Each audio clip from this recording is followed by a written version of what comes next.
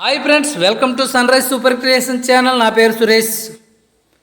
తెలంగాణలో ఒక మారుమూల పల్లెటూరులో షూటింగ్.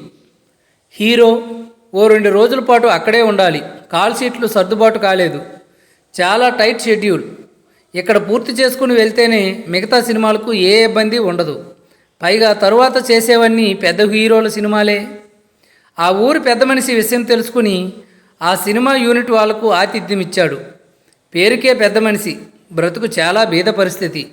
ఆ ఊర్లో ఆ రాత్రి కరెంటు ఓ గంట సేపు మాత్రమే ఉంది. నీళ్ళ కోసం జనాలు కిలోమీటర్ల కొద్దీ నడుచుకుంటూ వెళ్ళి తెచ్చుకోవాల్సిందే. తెల్లారింది. ఆ సదరు హీరోకి ఆ ఊరి పరిస్థితులు ఏమాత్రం నచ్చడం లేదు. షూటింగ్లో పాల్గొంటున్నాడు కానీ చాలా అసహనానికి గురవుతున్నాడు. పాపం, మరేం చేస్తాడు?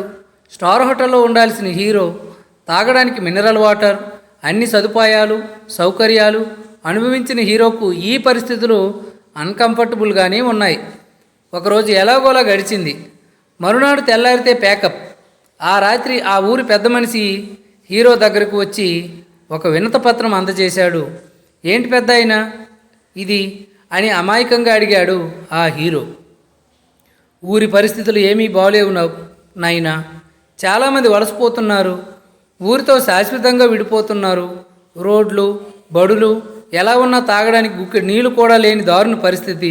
మీరేమైనా ప్రభుత్వానికి తెలియజేస్తారేమో అని చిన్న ఆశ అంటూ వినయపూర్వకంగా ఉబికి వస్తున్న కన్నీళ్లను తుడుచుకుంటూ అడిగాడు.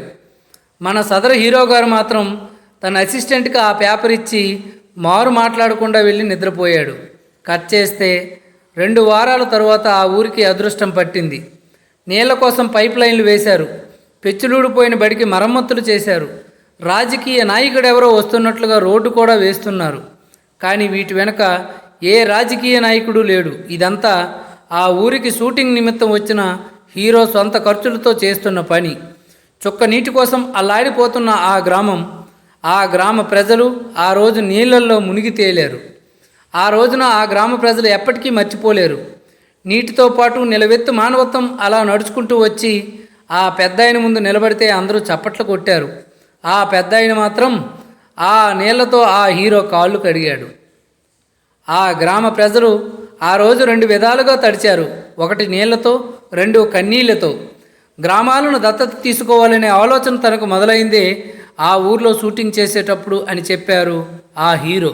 తరువాత చాలా గ్రామాలను దత్తత తీసుకుని అభివృద్ధి చేశారు. మీకు శ్రీమంతుడు సినిమా గుర్తు రావడంలో తప్పులేదు, కానీ ఇది రియల్ స్టోరీ. ఆ హీరో శ్రీహరి గారు. దానికి బీజం పడింది ఎక్కడంటే, అందరికీ తెలిసే ఉండొచ్చు శ్రీహరి గారికి 2 కొడుకులని. చాలా తక్కువ మందికే తెలుసు ఒక కూతురు ఉండేది అని. ఆ కూతురు పేరే అక్షర.